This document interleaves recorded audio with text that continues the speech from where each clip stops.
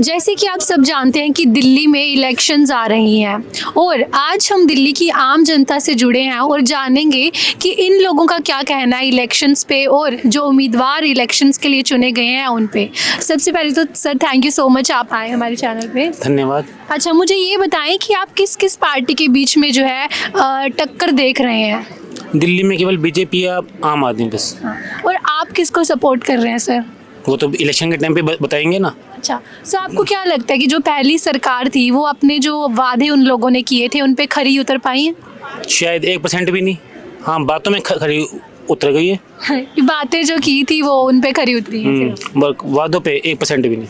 तो केजरीवाल जी के लिए आप क्या कहेंगे? केजरीवाल के लिए क्या कहना है कि कुछ अच्छा काम कर दें तो मैंने किया, कुछ काम उल्टा हो जाए तो अधिकारी खराब एलजी खराब।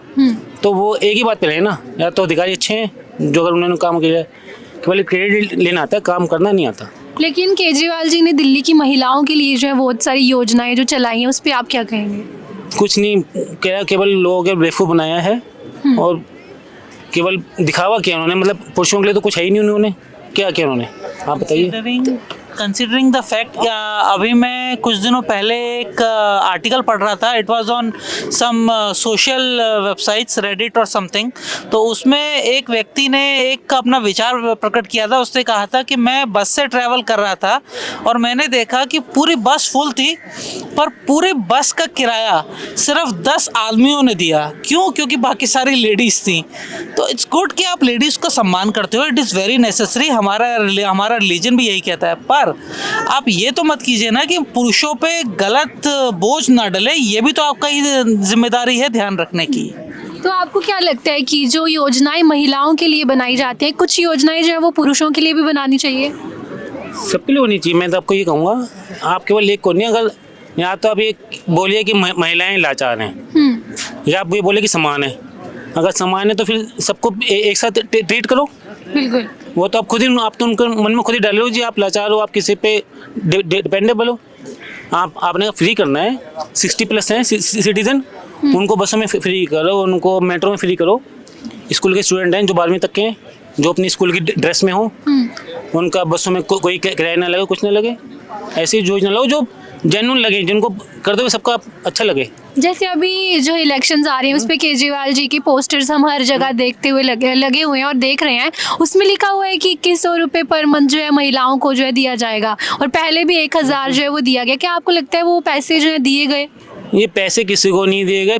इससे पहले सीनियर सिटीजन की इनकी पेंशन चल रही थी। हाँ, विडो पेंशन है, उनको 6 महीने पेंशन नहीं मिलती। तो जिनको सीनियर सिटीजन को, विडो को, जिनको पहले पेंशन नहीं आ रही, आगे क्या भरोसा कि वो लगभग 70-80 लाख महिलाएं दिल्ली में, जो इलेक्शन कमीशन कहता है। तो आप इसका बजट कहाँ से लेके आओगे? आपको कुछ करना है, आपके टीचर हैं, नगर निगम के हैं, डीटीसी वाले हैं, उनको पक्का करो, इनके कॉन्ट्रैक्ट खत्म करो, इनके परिवार को मजबूत करो। सिविल डिफेंस वाले इतना बोल रहे थे, आप सिविल डिफेंस वाले को कुछ अच्छा करो, पर नहीं, वहाँ पे मेरे तो अधिकारी नहीं सुनते। केजरीवाल जी ने बहुत सारे वादे किए थे और वो इलेक्शन जीते भी थे, लेकिन उसके बाद मुझे आप ये बताएं कि जो केजरीवाल जी ने वादा किया था कि घर घर में जो है वो साफ पानी आएगा, क्या आपके घरों में साफ पानी आता है? बिल्कुल नहीं आता। आपके घर में? मैं तो खैर दिल्ली से नहीं बिलोंग करता, मैं मतलब एनसीआर से ही हूँ। बट मेरे जो क्वेश्चंस हैं वो बहुत अलग हैं मेरे चोजन रिप्रेजेंटेटिव से। मेरे क्वेश्चंस हैं कि उनको किसने ये हक दिया कि वो फ्री में इस तरीके से पैसा बांट रहे हैं, या फ्री में इस तरीके से कि हम 2100 रुपये देंगे, हम 1000 रुपये देंगे। आप ला कहाँ से रहे हैं? Tax payers money, my money, it's my money. Why are you paying it just like you are giving it to beggars और समथिंग? हम लोग को भिखारी नहीं है आज का मिडिल क्लास आदमी।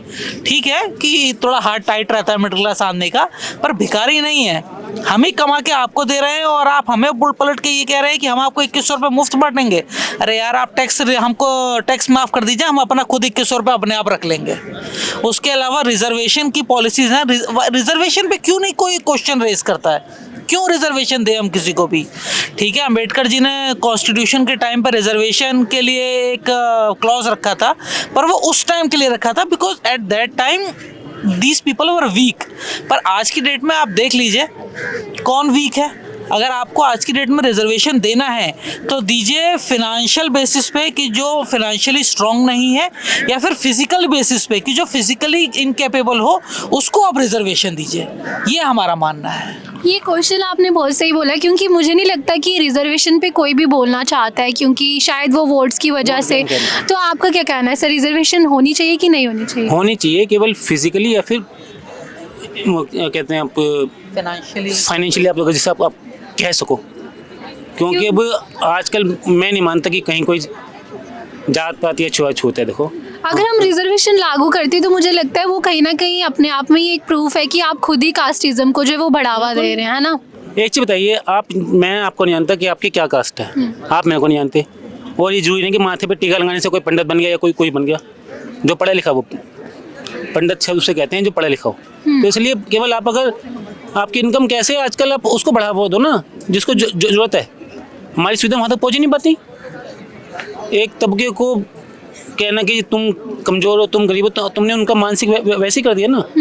तो ये बहुत गलत है। तो आपका ये कहना है कि जो रिजर्वेशन, जो आकर्षण है, वो उन लोगों पे लगना चाहिए जिनको सही में उस चीज़ की ज़रूरत है, हाँ। है ना?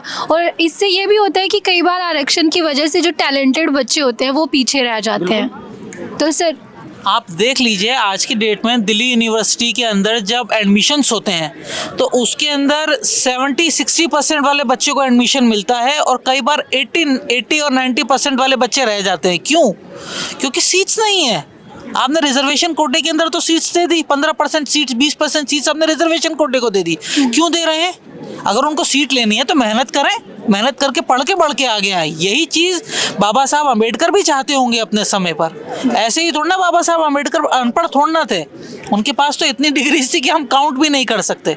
तो ये चीज़ समझनी बहुत ज़रूरी है कि रिजर्वेशन किस बेसिस पे दी जाए, और आज का यूथ क्या चाहता है। आज का यूथ प्रोग्रेस चाहता है, आज का यूथ जॉब चाहता है, अपना काम करना चाहता है या जॉब चाहता है। तो उसके लिए उसे बढ़ावा मिले, उसके लिए उसे एनवायरनमेंट मिले, that is very necessary. That's so true sir. So मुझे सर ये बताएं कि जो भी जनता हमें इस समय देख रही है, क्योंकि आई थिंक केजरीवाल जी जो है वो 3 बार मुख्यमंत्री बन चुके हैं और वो जनता ने ही उनको चुना है, तो उन्होंने शायद कुछ काम किए होंगे अच्छे, जिस वजह से जो है वो चुने गए। लेकिन इस बार आपको क्या लगता है कि केजरीवाल जी आएंगे? क्योंकि जिस तरह के उन्होंने काम किए हैं यहाँ दिल्ली में, जो भी काम किए हैं उनको मद्देनज़र रखते हुए आपको क्या लगता है? नहीं, मैं नहीं चाहता कि कोई भी इंसान ऐसा है। मैं केजरीवाल किसी खास पार्टी का नाम बिल्कुल नहीं लूँगा। वो आए जिसमें ये कहे जी मैंने ये काम कैसे करवाना है। काम ना करने के 50 बहाने। हम काम कैसे करवा सकते हैं। अगर काम किया तो मेरी जिम्मेदारी, अगर कोई काम बिगड़ गया तो जिम्मेदारी मेरी। देखो, लोग संपूर्ण अपने में कभी कोई नहीं होता। सुधार हर वक्त चाहिए होता है, अपने आप में अपग्रेड हर वक्त चाहिए होती है। तो मैं यही कहूँगा पार्टियों से कि लोग दिखावा ना करके जेन्युइन काम करें, कि जो लगे कि और बदलाव एकदम नहीं होता, 1 मिनट में नहीं होता। आप कुछ ऐसा करिए कि लोग दिखावा ना हो, जो कि सच में लगे, सच में लगे कि काम हुआ है। और मेरा ऐसा मानना है कि शायद इसके अंदर बहुत हद तक कमी, 60-70% तक की कमी दिल्ली वासियों की है। उन्होंने वो मुफ्त के प्रलोभन के अंदर चक्कर में फंस के हर बार उन्हीं को वोट दिया, जबकि 2 बार के बाद चुनने के बाद तो उन्हें समझ में आ गया होगा कि व्हाट इज ही डूइंग। तो ये बात लोगों को समझनी होगी कि they want a change. BJP को इसलिए चुन रहे हैं क्योंकि बिकॉज इट्स वर्किंग। आज इंडिया की एक इंटरनेशनल लेवल पे एक पहचान है।